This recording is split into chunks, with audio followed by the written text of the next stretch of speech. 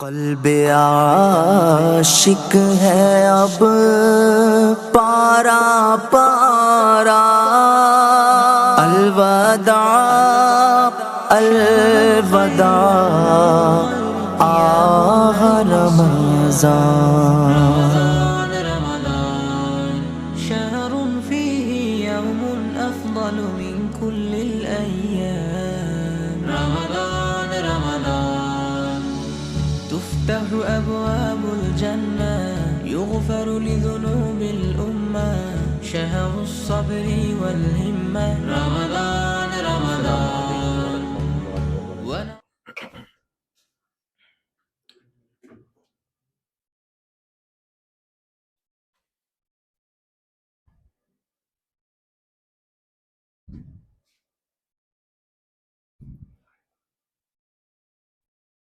நீராடும் கண்களோடு நெஞ்சம் நிறை பாசத்தோடு மாறாத ஈமானோடு யார சூழல்லாஹ் நான் மனமுருகி பாடுகின்றேன் யார சூழல்லாஹ்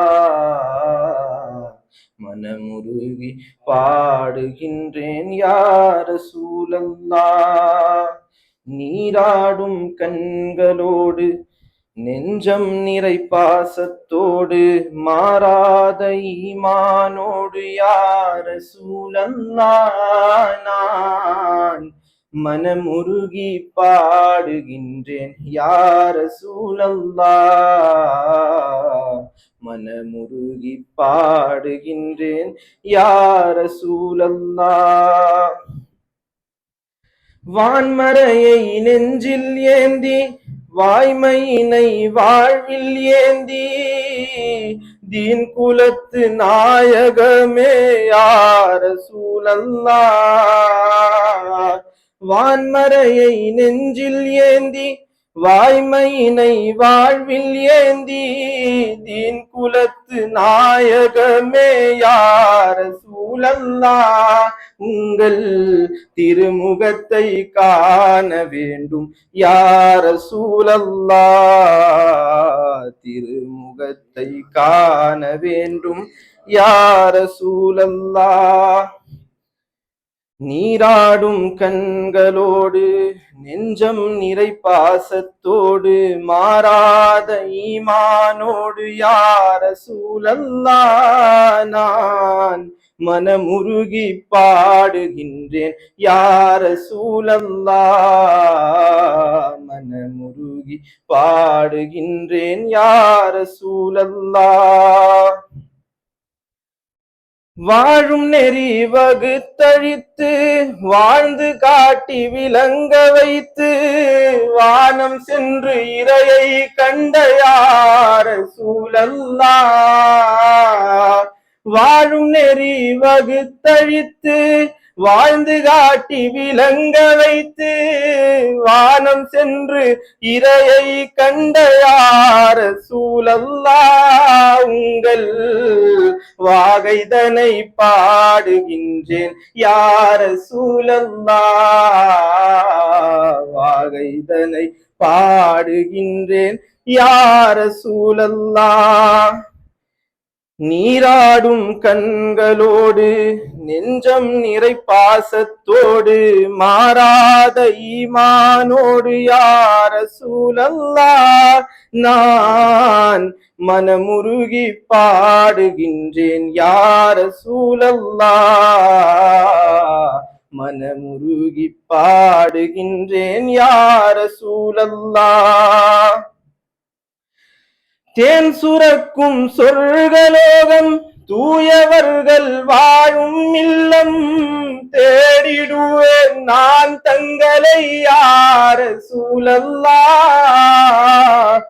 தேன் சுரக்கும் சொர்க்கலோகம் தூயவர்கள் வாழும் இல்லம் தேடிடுவேன் நான் தங்களை யார சூழல்லா உங்கள் தேனிதழால் அழைக்க வேண்டும் யார சூழல்லா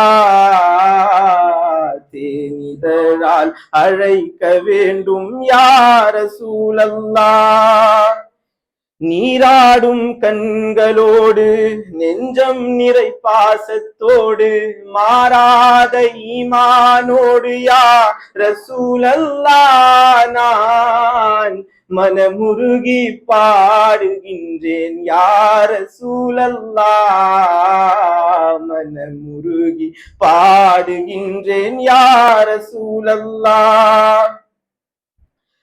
அகிலம் தோன்ற ஜீவனாகி ஆண்டவனின் தூதராகி புகழ் உலகில் ஆட்சி செய்யும் யார சூழல்லா அகிலம் தோன்ற ஜீவனாகி ஆண்டவனின் தூதராகி புகழுலகில் ஆட்சி செய்யும் யார சூழல்லா உங்கள் புன்னகையில் நான் லயிப்பேன் யார சூழல்லா புன்னகையில் நான் லயிப்பேன் யார சூழல்லா நீராடும் கண்களோடு நெஞ்சம் நிறை பாசத்தோடு மாறாத ஈமானோடு யார சூழல்லா நான் மனமுருகி பாடுகின்றேன் யார சூழல்லா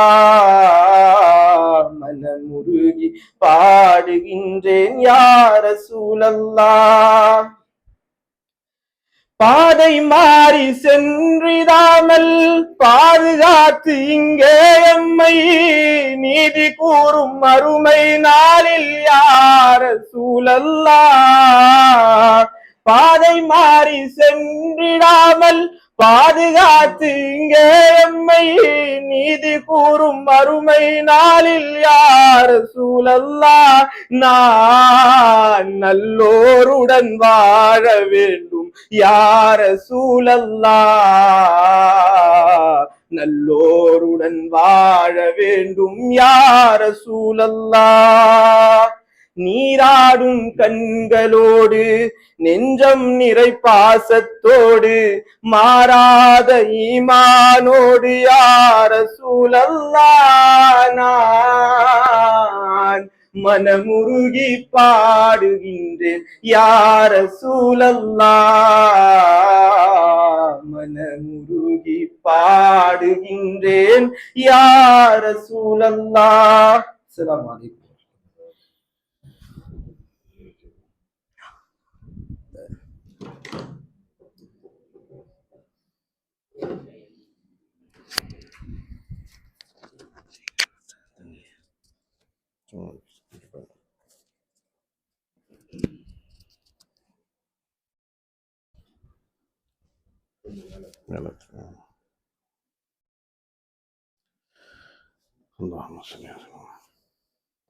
Alhamdulillah, alladhi allama al-Quran wa allamahu al-bayan. Wassalatu wassalamu ala Rasulillah ta'ala fi Quran al-Kareem wal Furqan al-Majid. Fa'udhu billahi minash shaitanir rajim. Bismillahir rahmanir rahim. Inna Allaha wa malaikatahu yusalluna ala an-nabi ya ayyuhalladhina amanu sallu alayhi wa sallimu taslima. Allahumma salli ala sayyidina Muhammadin wa ala ali sayyidina Muhammadin wa barik wa sallim wa kallim alayhi. அல்லாஹுடைய பேரருள் கிருபை கருணை அல்லாஹ் தஆலா நம்மை ரமலானை அடையும் நசீபை அல்லாஹ் நமக்கு அருள் புரிந்தான். அந்த ரமலானிலே அமல் செய்யும் பாக்கியத்தை அல்லாஹ் நமக்கு கொடுத்தான். அந்த அல்லாஹ்வுக்கே எல்லா புகழும். மேலும் ஈமானை பற்றியும் அல்லாஹ் ரசூலுடைய முஹப்பத்தை பற்றியும் பேசவும் கேட்கவும் அல்லாஹ் தஆலா அருள் புரிந்தானே அந்த அல்லாஹ்வுக்கே எல்லா புகழும். அல்ஹம்துலில்லாஹ்.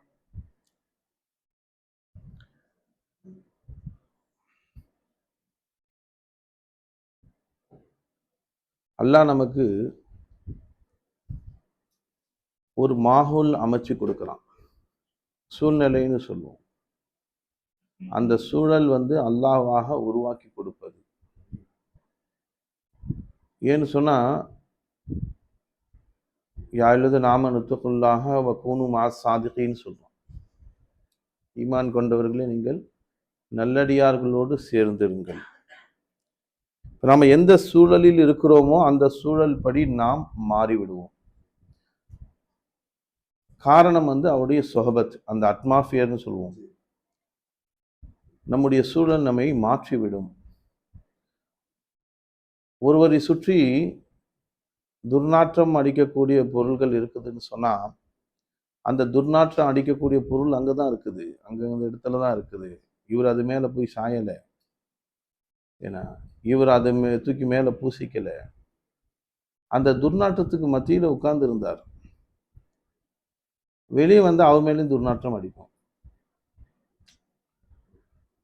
மனம் அத்தர் மனம், பூ மனம், மல்லிப்பூ இருக்கு, அந்த பூவுக்கு மத்தியில உட்கார்ந்து இருந்தா நம்ம மேலே அந்த வாசனை வரும். அந்த மாதிரி உங்கள் சூழ்நிலை உங்களை மாற்றும் என்று சொல்றாங்க. தஃசீர்ல அந்த ஆயத்துக்கு விரிவுரை எழுதும் போது உங்களுடைய சூழ்நிலையை நீங்கள் அமைத்துக் கொள்வது உங்கள் மேல கடமை.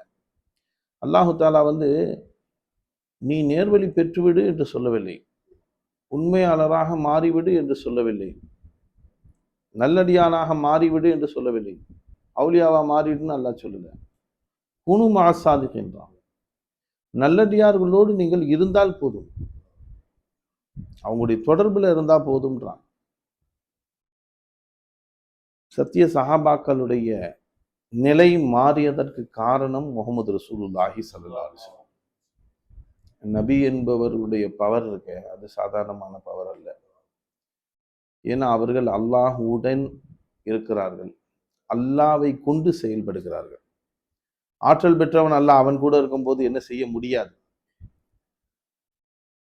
முட்களுக்கு மத்தியில் ரோஜா என்பதை போல, முட்களுக்கு மத்தியில் ரோஜானா ரோஜா தான் கண்ணில் தெரியும், முள்ளு தெரியாது. அதிகமா நமக்கு ரோஜா தான் கண்ணில் தெரியும், தூரத்துல இருந்து பார்த்தா ரோஜா தான் கண்ணு தெரியும், கீழே இருக்கிற முள்ளு தெரியாது. இங்க முள்ளு தான் கண்ணுக்கு தெரியுது, ரோஜா ஒன்னே ஒண்ணுதான் இருக்குது. முட்களுக்கு மத்தியில் ரோஜா இல்லை, முள் புதருக்கு மத்தியில் ரோஜா, முட்புதர்னு சொல்லுவோம்ல, முட்புதருக்கு மத்தியில் ஒரு ரோஜா பிறந்தது, முஹம்மது ரசூலுல்லாஹி ஸல்லல்லாஹு அலைஹி வஸல்லம்.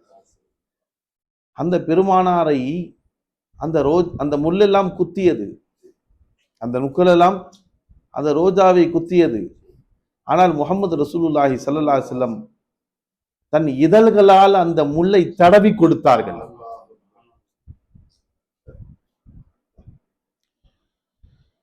காந்தி ஜெயில இருந்தாரு. அப்போ என்ன பண்ணா, அவர் ஏதோ சாப்பிடல, ஏதோ சம்திங், அவன் மேல கோவப்பட்டு காலால ஒரு உதைச்சான். யாரு? பிரிட்டிஷ்காரன்.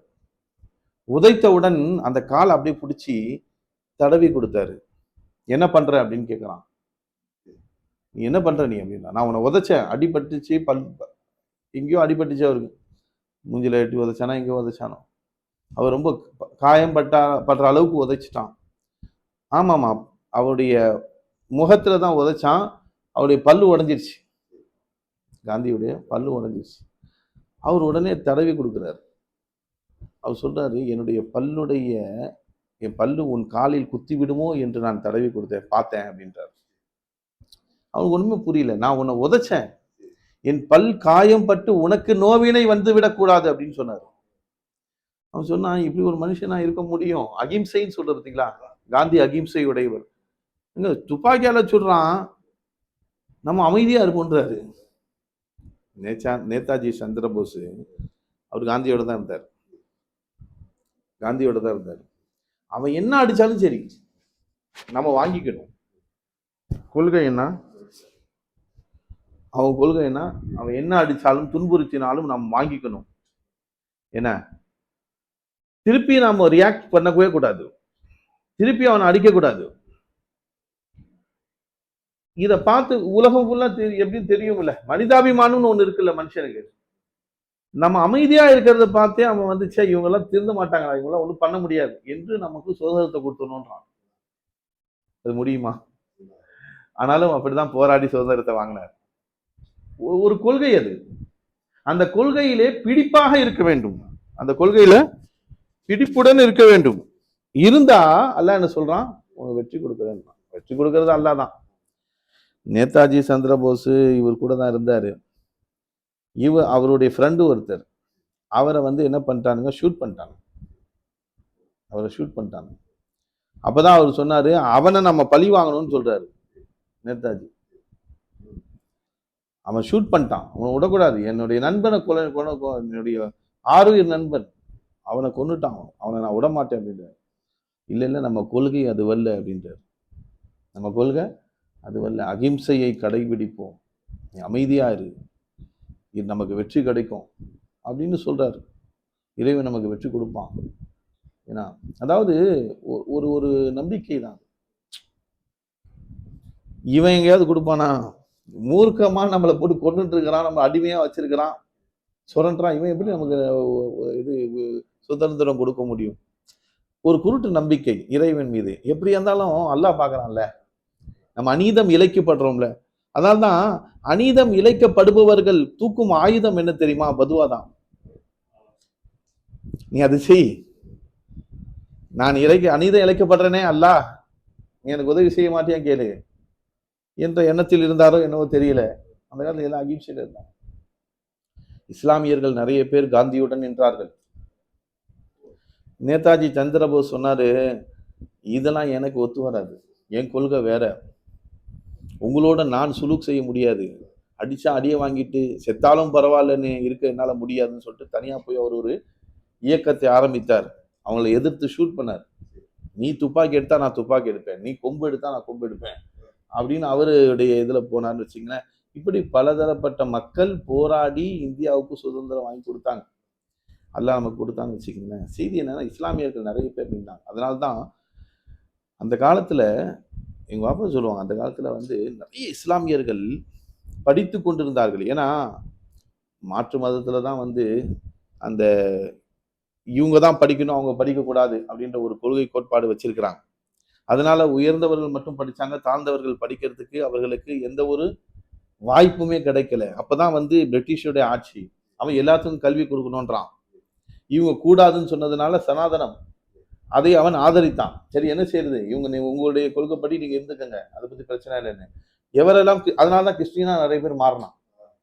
அதனால்தான் நிறைய பேர், நீ கிறிஸ்டினா மாறிட்டினா உனக்கு எல்லா சலுகையும் நான் கொடுக்குறேன், அவனை நான் படிக்க வைக்கிறேன்னா. அவன் பார்த்தான் இப்படி அடிமையாப்பட்டு இருக்கிறது, நாங்கள் கிறிஸ்டினா மாறினு சொல்லிட்டு அவன் கிறிஸ்டினா மாறினான். அதிகமான கடற்கரைகள்லாம் பார்த்தீங்கன்னா கிறிஸ்டினா மாறின காரணம் இதுதான். எல்லாருமே வந்து பிரிட்டிஷுடைய ஆட்சியில தான் கிறிஸ்டினா மாறினாங்க. முகலாய மன்னருடைய ஆட்சி 900 வருஷமா, 900 வருஷம் முகலாய மன்னர் ஆட்சி காலத்துல இஸ்லாத்திலே வந்தார்கள் பாத்தீங்களா. அவங்க எல்லாம் இஸ்லாத்தின் சலுகையின் காரணமாக வரல. கிறிஸ்டின் ஒரு சலுகை கொடுத்தான்ல பிரிட்டிஷ் ஆட்சி, அந்த மாதிரி ஒரு சலுகையின் காரணமாக வரல. இஸ்லாத்தில் ஈர்க்கப்பட்டு வந்தார்கள், கலிமாவின் போதனை கொண்டு வந்தார்கள். அந்த காலத்துல அரபு நாடுகளிலிருந்து வந்து தங்கி அவருடைய பரிசுத்தமான வாழ்வை பார்த்து வந்தார்கள். சொல்லுவாங்களா, காசு பணத்துக்காக வந்தா ஓரிருவர் தான் வருவாங்க, எல்லாரும் வரமாட்டாங்க. புரியுதுங்களா? ஊரேவ மாறும், ஊரேவ மாறும். இன்று கடற்கரை ஓரம் இருக்கக்கூடிய எல்லா ஊர்களிலும் பார்த்தீங்கன்னா ஒரு இறை நேசர்கள் அங்கே அடங்கி இருப்பாங்க. அவங்க யாருமே தமிழ்நாட்டில் வாழ்ந்தவர்கள், இந்தியாவில் இருந்தவங்கல்ல, நீ யாருமே சரி இந்தியர்கள் கிடையாது. நீங்க அந்த பக்கம் எல்லாம் எடுத்து பாருங்க, நாகூர் நாயகமும் அரபு நாட்டுல இருந்து வந்தவங்க, பாசிப்பட்டினம், தொண்டி அபுபக்கர் வலியுல்லா, எல்லாருமே அரபு நாடுகளில் இருந்து வந்தவர்கள். தபிலே ஆலம் பாதுஷா, கோட்டப்பட்டினம், அவங்க பேர் என்ன,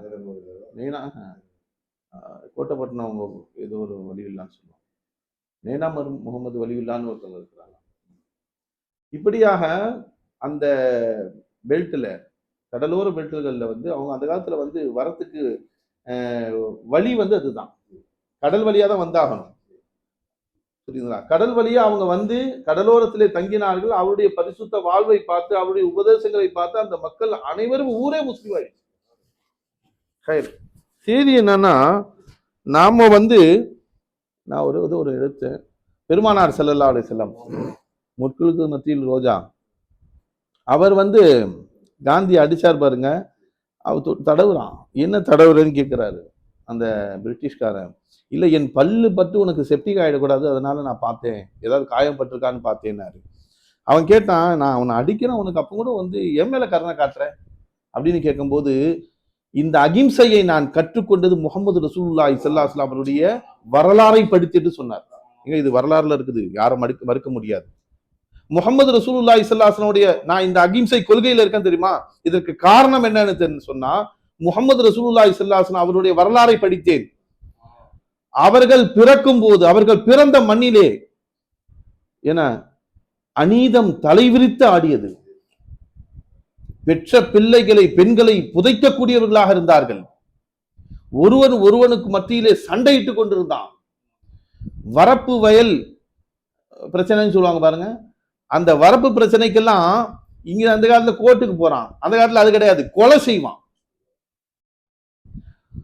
இந்த காலத்தையோ யாரோ ஒருத்தர் வயல் வாங்கினாராம் வரப்புல, அவன் வரப்புல வந்து அவருடைய வயல்ல வந்து இவருடைய ஒட்டகம் போய் மேய்ஞ்சிருச்சான். அதுல ஒரு சண்டை வந்துருச்சான். எப்போ இது? 5-6 தலைமுறைக்கு முன்னாடி, 5-6 தலைமுறைக்கு முன்னாடி அவன் வீட்டு வயல்ல இவர் ஒட்டகம் போய் மேய்ஞ்சிச்சு. அதுல ஒரு பெரிய பிரச்சனை, சண்டை. அவன் இவங்க குடும்பத்தை கொலை செஞ்சான், அவன் குடும்பத்துல உள்ள ஆளை கொலை செஞ்சான். இவன் 2 குடும்பமுமே சாவர நேரத்துல யார் யாரெல்லாம் எனக்கு எதிரி என்று எழுதி கொடுத்துருவான். யார் யாரெல்லாம் நம்ம குடும்பத்திற்கு, உறவினர்களுக்கு எதிரி என்று எழுதி கொடுப்பார்கள்.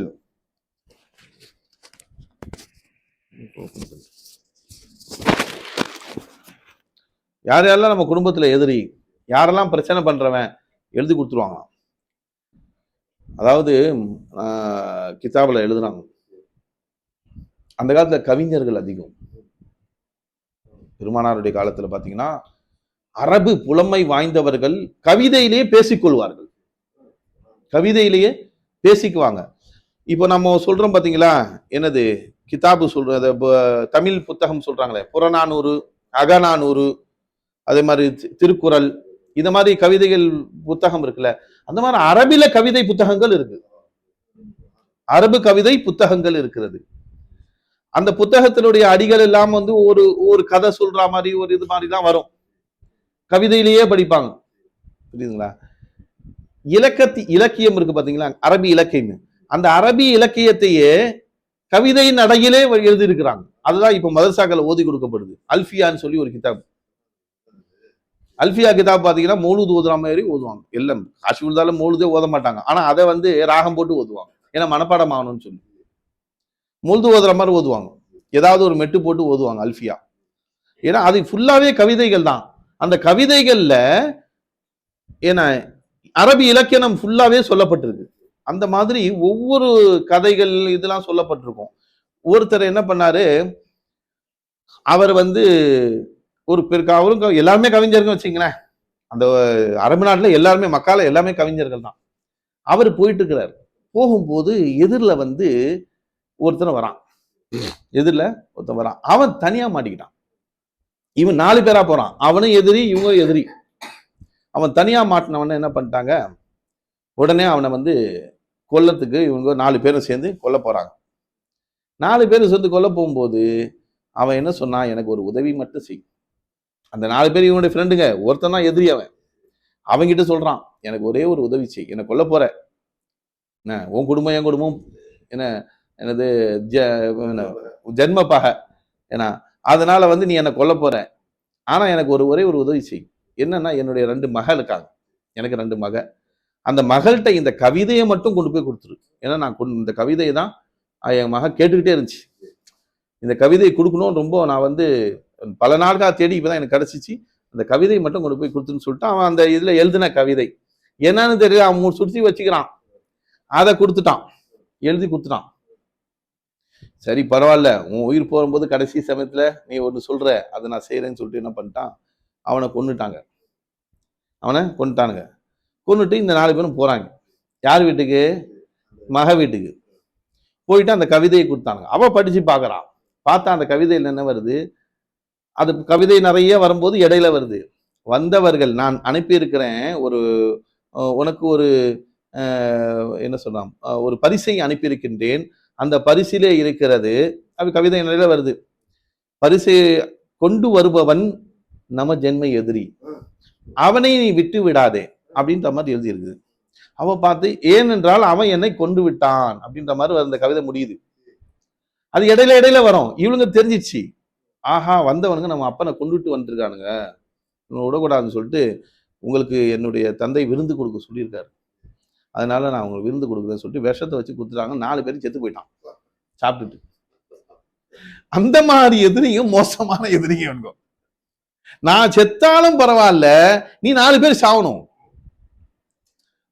அப்படிப்பட்ட ஒரு குணமுடையவர்களாக, ஒரு மூர்க்கர்களாக வாழ்ந்தவர்கள் தான் மக்காவாசிகள். அவர்களுக்கு அதான் சொன்னேன், முட்களுக்கு மத்தியிலே ரோஜா, முட்புதருக்கு மத்தியில் ரோஜா, முட்களுக்கு மத்தியில் முட்புதருக்கு மத்தியில் ரோஜா. முகமது ரசூலுல்லாஹி ஸல்லல்லாஹு அலைஹி வஸல்லம் பிறந்தார்கள். அவர்கள் வாழ்க்கையை பார்த்து என்னன்னா இப்படி ஒரு வாழ்க்கை வாழ்றாங்க, எல்லாரும் யாருமே செய்யாத ஒரு செயலை அவங்க செய்யறாங்க, எல்லாரும் தீங்கு செய்யக்கூடியவராக, மூர்க்க குணமுடையவர்களாக, மனிதாபிமான அற்றவர்களாக இருக்கும் போது முகமது ரசூலுல்லாஹ் மனித புனிதராக வாழ்ந்தார்கள், மனித புனிதராக வாழ்ந்தார்கள் பெருமானார். சிறு வயதிலிருந்தே முகமது ரசூலுல்லாஹி ஸல்லல்லாஹு அலைஹி வஸல்லம் அவருடைய வாழ்வை பார்த்து அந்த மக்கள் ஆச்சரியப்பட்டாங்க. இவர் சாதாரணமான மனிதர் இல்லை, இவர் ஏதோ ஒரு தனித்தன்மை உடையவர் அப்படின்னு தான் பார்த்தாங்க பெருமானார். சின்ன வயசுல இருந்து மக்கால மழையின் காரணமா ஒரு இடத்துல செதஞ்சு போச்சு, ஒரு இடத்துல உடஞ்சிருச்சு. இப்ப அதை சரி பண்ணணும், கிராக் விட்டுருக்குன்னு வச்சுங்களேன், அதை சரி பண்ணணும். அதுக்கு என்ன பண்ணாங்கன்னா, குறைஷி வம்சத்தார்கள் தான் மக்காவுடைய முத்தவல்லிகள். நாமெல்லாம் மக்கா இதை யாரை வச்சும் பண்ணலாம்ல, கொத்தனார்ல வச்சு பண்ணலாம், அப்படி பண்ணக்கூடாது, இது நாம தான் பண்ணணும், இது புனிதமான இறைவனுடைய இல்லம், அதை நாம தான் அதை சரி பண்ணணும்னு சொல்லிட்டு என்ன பண்றாங்கன்னா, அந்த நிறைய கிராக்கு இதெல்லாம் சரி பண்ணதுக்கு இந்த சல்லி, மண், சிமெண்ட், இந்த மாதிரி அந்த காலத்துல என்ன இந்த இது சுண்ணாம்பு கலவைக்கு போட்டு பூசுவாங்க, அந்த கலவை கலக்கிறதுக்கு பெண்கள் சரிங்களா, ஆண்கள் என்ன பண்றாங்க, மேலே ஏறி பூசுறாங்க. பெண்கள் கலக்கி கொடுக்குறாங்க, ஏன்னா அவங்க குடும்பமே செய்யணும் அப்படின்னு, அந்த குடும்பம் மட்டும் தான் செய்யணும். ஏன்னா அது 11 குடும்பங்கள் இருந்தாங்கன்னு வருது, 11 குறைஷி குடும்பங்கள். அந்த பெருமானார் கூட இவங்களுக்குள்ள அந்த அதே மாதிரி ஒரு வாலிப வயசுல ஒரு பிரச்சனை ஏற்பட்டுச்சு. வாலிப வயசுல நபி ஸல்லல்லாஹு அலைஹி வஸல்லம் அவர்கள் வரும்போது ஒரு இடத்துல உடஞ்சிருச்சு. அப்போ அந்த இது இருக்கு பார்த்தீங்களா, என்னது கல்லு, ஹஜ்ருல் அஸ்வத் கல்லு, அந்த கல்லு கிட்ட உடஞ்சிருச்சு. கல்லை எடுத்து வச்சாங்க, கல்லு கீழே விழுந்துருச்சு, அதனால எடுத்து வச்சாங்க. இப்ப அதை சரி செஞ்சுட்டு திரும்ப அந்த கல்லை வைக்கணும். நான் தான் வைப்பேன், நீ தான் வைப்பேன், சண்டை வைக்கிறது, கொண்டு போய் வைக்கிறது. அப்பதான் அவங்களுக்குள்ள பேசி முடிவு பண்ணாங்க, நாளை அதிகாலை தஹஜ்ஜுடைய நேரத்துல யார் முதலில் காபாவுக்கு வராரு யாருக்கும் தெரியாது. இந்த 11 அந்த குடும்பம் இருக்கு பாத்தீங்களா, அவங்க யார் முதல்ல காபாவுக்கு வராரோ, இந்த குடும்பத்துல உள்ளவங்க இல்ல, வேற யார் வெளியாள், அவரை வச்சு அவர்கிட்ட நம்ம கேட்போம். அவர்கிட்ட என்ன கேட்கணும், எங்க 11 பேர்ல நீ யார சொல்றியோ அவங்க தான் வைப்பாங்க. 11 பேர்ல அவர் வைக்க கூடாது, அவர்கிட்ட ஆலோசனை கேட்போம். இந்த 11 குடும்பத்தில் யாரு வைக்கலாம் அப்படின்னு கேட்கும்போது அவர் யார சொல்றாரோ அவர் தான் அது தகுதி அப்படின்ட்டாங்க. கரெக்டா முகமது ரசூலுல்லாஹ் வராங்க. இப்போ அந்த 11 அந்த குடும்பம் எல்லாம் சேர்ந்து கேட்கறாங்க, யார் இதை வைக்கிறது. அப்பதான் நபி சொன்னாங்க, இப்போ ஒருத்தர் சொன்னா இன்னொருத்தருக்கு வார்த்தை வரும், ஒரு ஆள் தான் வைக்க முடியும், மற்றவங்க எல்லாம் என்னடா இது நமக்கு சொல்லவில்லையேன்னு ஒருத்தர் வரும். எல்லாம் அதுவும் எல்லாம் முருதாடுவாங்களே, எல்லாம் மூர்க்கர்களா இருக்கிறாங்க, ஏன்னா அதுல ஒரு சண்டை போடுவாங்க இவங்க அப்படின்னு. பெருமானார் ஸல்லல்லாஹு அலைஹி வஸல்லம் என்ன செஞ்சாங்க, தன்னுடைய தோல்ல கடந்த துண்டை எடுத்து விரிச்சிட்டாங்க. விரிச்சு எல்லா 11 பேரும் பிடிங்க அப்படின்னு சொல்லிட்டு எல்லா குடும்பத்தையும் பிடிக்க சொன்னாங்க. எல்லாம் பிடிச்சிக்கிட்டாங்க துண்டை. நபி ஸல்லல்லாஹு அலைஹி வஸல்லம் தன் கரங்களால் எடுத்து அந்த துணியில வச்சாங்க. இதை கொண்டு போய் அங்க வைக்கிறதுக்கு ஒரு பிரச்சனை பண்ணணும் நிக்கிறாங்க இவங்க. இதை கொண்டு போய் அங்க வைக்கணும், அதுக்கு ஒரு பிரச்சனை பண்ணும், எவன் பார்க்கலாம் நிக்கிறாங்க. முகமது ரசூலுல்லாஹ் யார் மனதும் புண்படாத அளவுக்கு பெருமானார் ஸல்லல்லாஹு அலைஹி வஸல்லம் துண்டை பிடிங்க, நீங்க எல்லாரும் துண்டை பிடிங்கன்னு சொல்லி ஒவ்வொரு குடும்பத்திலும் துண்டை பிடிச்சாங்க. பெருமானார் அந்த கல்லத்துக்கு நடுவுல வச்சாங்க. கொண்டு அந்த இடத்துக்கிட்ட வந்தவன முகமது ரசூலுல்லாஹ் தன் கரங்களால் எடுத்தாங்க வச்சாங்க. அப்படி பெருமானார் ஸல்லல்லாஹு அலைஹி வஸல்லம் அவர்கள் அவர்களுக்கு மத்தியிலே இணக்கத்தை உண்டு பண்ணாங்க. இப்ப என்னன்னா கடைசியில இப்ப அந்த இது சரி செய்யறாங்களா, நபி ஸல்லல்லாஹு அலைஹி வஸல்லம் 7 வயசு 5 வயசு, ஏன்னா அவங்களுடைய தாயார் இருக்காங்க, 7 வயசுல அவங்க இறந்துட்டாங்க. 5 வயசு இருக்கும், 5, 6 வயசு தான் நபியுடைய தாயார் இருக்கிற போது. நபி ஸல்லல்லாஹு அலைஹி வஸல்லம் அத ஒவ்வொரு காலத்துல ஒரு சென்ஸ் இருக்கும் பாத்தீங்களா. இங்கெல்லாம் பாத்தீங்கன்னா 90கள்ல 80கள்ல 90கள்லாம் பாத்தீங்கன்னா பசங்க யாருமே சட்டை போட மாட்டாங்க. ரோட்ல போனா டவுசர் தான், அல்ல ஜட்டி தான். ஜட்டியோடு தான் எல்லாம் விளையாடுவாங்களே தவிர, எங்கேயாவது வெளியே கல்யாணத்துக்கு போனா தான் ட்ரெஸ் போடுவோம். கல்யாணத்துக்கு போனா தான் கைலி கொடுக்கறது, ஃபேண்ட் போடுறது, சட்டை போடுறதுலாம். மற்ற சமயத்துல எல்லாம் அரை டவுசர் தான். புரியுதுங்களா? ஆமா, காபி கலர்ல இருக்கும். அது வந்து ஸ்கூல் காபி கலர், காக்கி. ஏன்னா இது வந்து அது ஜட்டி கூட போட்டிருப்பாங்க பசங்க, ஜட்டி போட்டு விளையாடுவாங்க எல்லாம். 7-8 வயசு வரையும் கழுத வயசுன்னு சொல்லுவாங்க. பெரிய பையனா இருப்பான், அவனும் ஜட்டி போட்டிருப்பான். அந்த காலத்துல அது பெருசாவே தெரியாது, ஏன்னா எல்லாருமே அப்படிதான். பெரியவங்க பாத்தீங்கன்னா கீழாடை மட்டும்தான் போட்டிருப்பாங்க, மேலாடை இருக்காது. பெரியவங்கலாம் எல்லாம் சட்டை இல்லாம தான் திரிவாங்க. இன்னைக்கு அது அரை நிர்வாணம்ன்றான். இன்னைக்கு என்ன சொல்றான், பொது வழியில நீங்க அந்த மாதிரி சட்டை இல்லாம போனீங்கன்னா அரை நிர்வாணத்துடன் இருந்தாருன்றான். அப்ப அது வந்து நிர்வாணமாவே இல்லை, அதுதான் அவர்களுடைய ட்ரெஸ்ஸாவே இருந்துச்சு. ஒவ்வொரு காலகட்டத்தில் ஒவ்வொன்று. அந்த காலத்துல பெண்கள் ஜாக்கெட் எல்லாம் போட மாட்டாங்க, வெறும் ரவிக்கு இது மட்டும் சேலை மட்டும் உடுத்துப்பாங்க. செய்தி மாறாப்பு. இப்ப செய்தி என்னன்னா, இப்போ அவங்க எல்லாம் ஒவ்வொரு காலத்துல ஒண்ணு இருக்கு பாத்தீங்க. இது எதுக்கு சொன்னோம்னா, பெருமானாருடைய காலத்துல அதே மாதிரிதான் பிள்ளைங்க கீழே வந்து ஒரு கோமணம் மட்டும் ஒத்துப்பாங்க. நம்ம ஜட்டி போடுறாங்களா பசங்க, அந்த மாதிரி சின்ன பசங்கலாம் கீழே கோமணம் மட்டும் கட்டியிருப்பாங்க.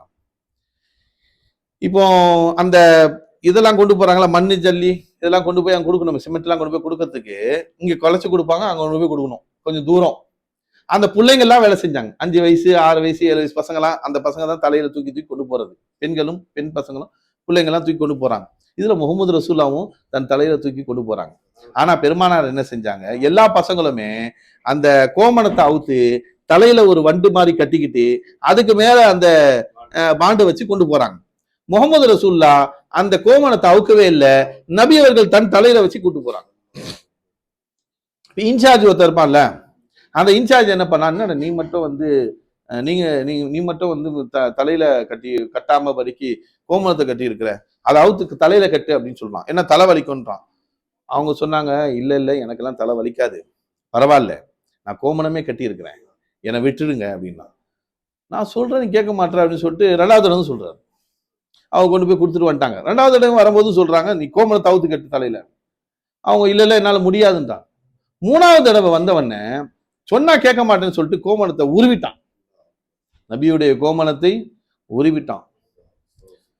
உருவனவன முகமது ரசூலுல்லாஹி ஸல்லல்லாஹு அலைஹி வஸல்லம் அவர்கள் தன் மானத்திலே கையை வைத்துக் கொண்டு மயங்கி விழுந்துட்டார்கள். கை அப்படியே இருக்குதாங்க. பயந்து போயிட்டான். எல்லா குறைஷிகளும் ஓடி வந்துட்டாங்க.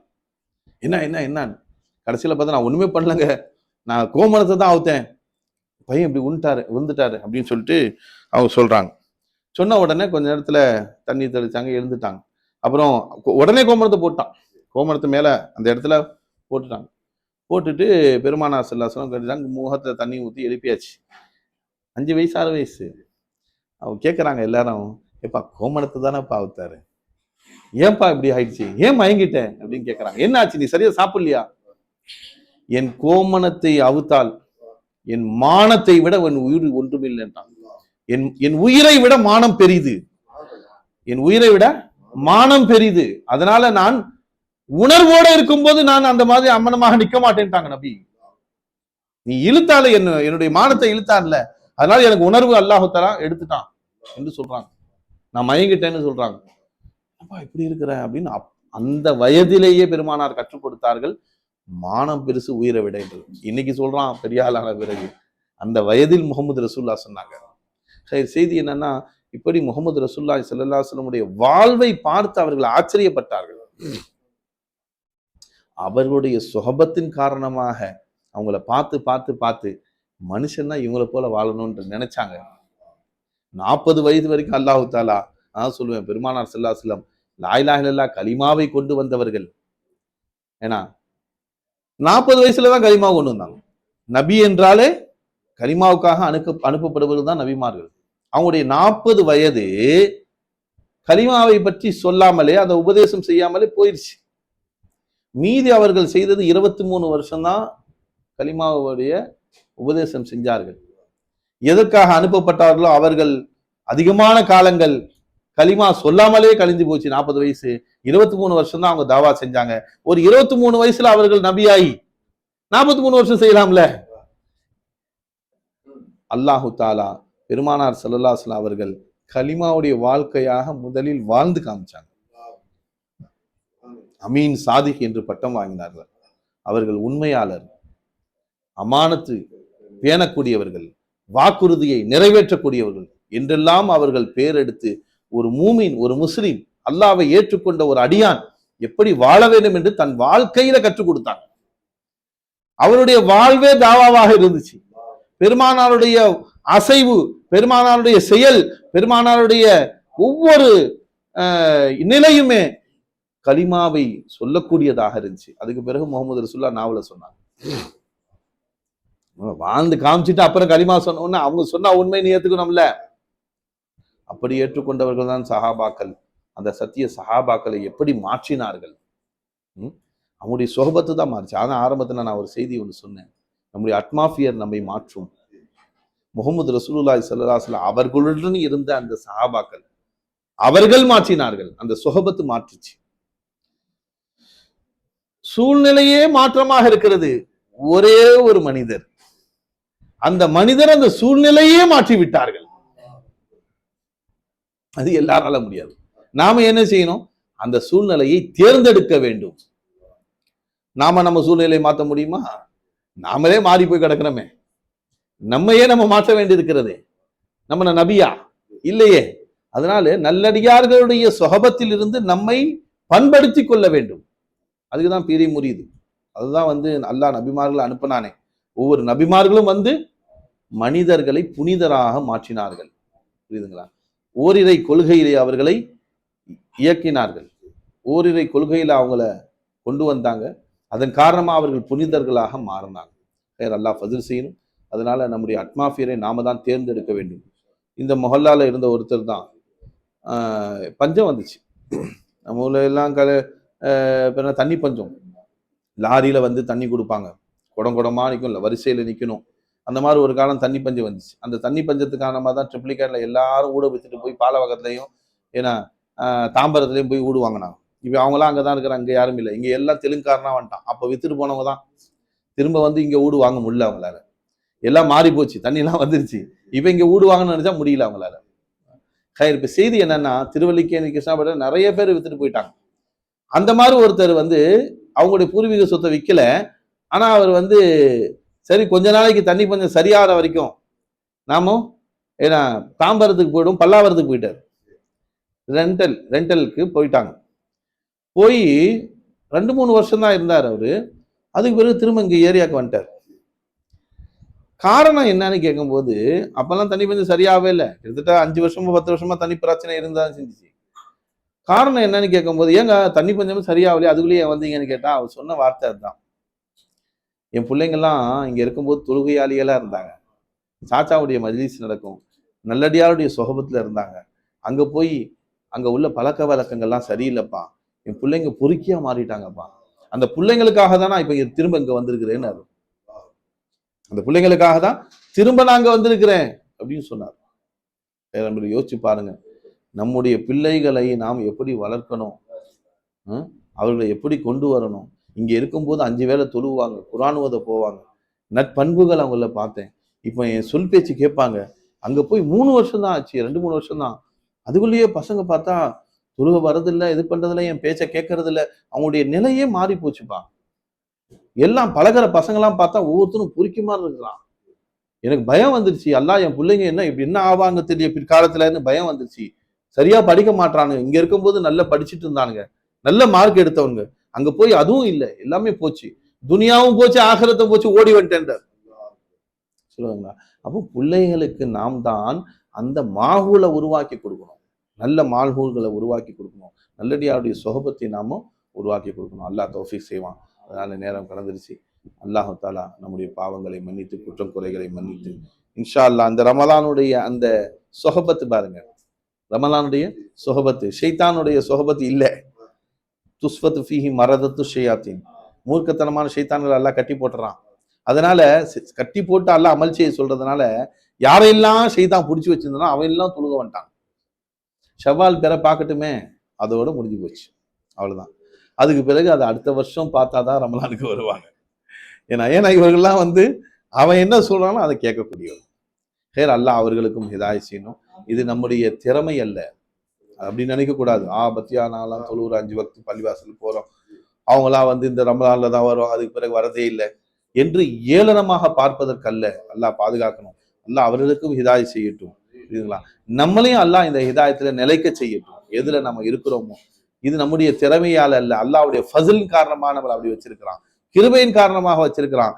ஏன் அப்படி அவங்கள வச்சிருக்கிறான் அப்படின்னா, நாம படிப்பினை பெறுவதற்கு தான் வச்சிருக்கிறான். கருப்பென்று ஒன்று இருந்தாதான் வெள்ளன்னா என்னன்னு தெரியும், இருள் என்று ஒன்று இருந்தாதான் வெளிச்சம்னா என்னன்னு தெரியும். அல்லாஹ் காட்டுறான், 5 வேளை உன் திறமையால நீ தொழுகிறன்னு நினைச்சுக்காத, உன் மேல நான் ஃபஸில் செஞ்சேன்.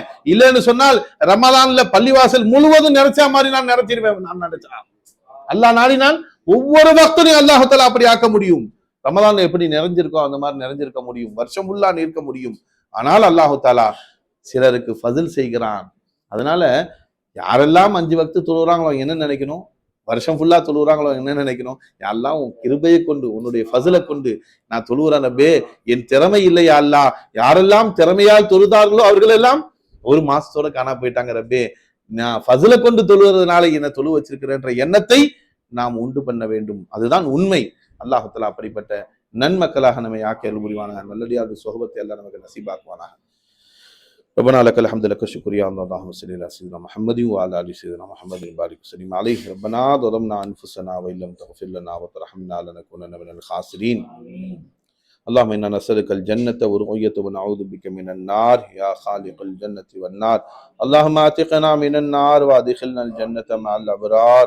اللهم اعتقنا من النار وادخلنا الجنة مع الابرار. اللهم انا نسألك الجنة. اللهم انك عفو تحب العفو فاعف عنا يا كريم يا رحيم. يا الله ربنا رب ارحمهما كما ربياني صغيرا. يا الله எங்கள் பாவங்கள் குற்றம் குறைகளை மன்னித்தருள் ரஹ்மானே. யா அல்லாஹ் யாரெல்லாம் என்னென்ன தேவைகளில் இருக்கிறார்களோ அனைத்து தேவைகளையும் பூர்த்தி செய்ய அல்லாஹ். யா அல்லாஹ் எல்லாருடைய ஹாஜத்துகளை நிறைவேற்று ரப்பே. யா அல்லாஹ் நல்ல அமல்கள் செய்யும் பாக்கியத்தை நசீபாக்கியா அல்லாஹ். யா அல்லாஹ் தீனை ஹிதமத் செய்யக்கூடிய தௌஃபீக் செய்ய அல்லாஹ். எங்கள் உள்ளங்களை ஒற்றுமையோடு ஒன்றுபட்டிருக்கிற அருள் புரியா அல்லாஹ். யா அல்லாஹ் எல்லாருடைய கடன் இல்லாத வாழ்வு புரியா அல்லாஹ். யாரா நோய் நொடி இல்லாத வாழ்வு புரியா அல்லாஹ். நிம்மதியான வாழ்வு நீ அருள் புரி ரஹ்மானே. துனியால அனைத்து இடங்களிலும் நிம்மதியான வாழ்வு வாழனே எல்லா முஸ்லிம்களுக்கு நீ அருள் புரி ரஹ்மானே. ربنا آتنا في الدنيا حسنة وفي الآخرة حسنة وقنا عذاب النار. صلى الله على سيدنا محمد وعلى آله وصحبه والحمد لله رب العالمين. صلى الله على محمد صلى الله عليه وسلم.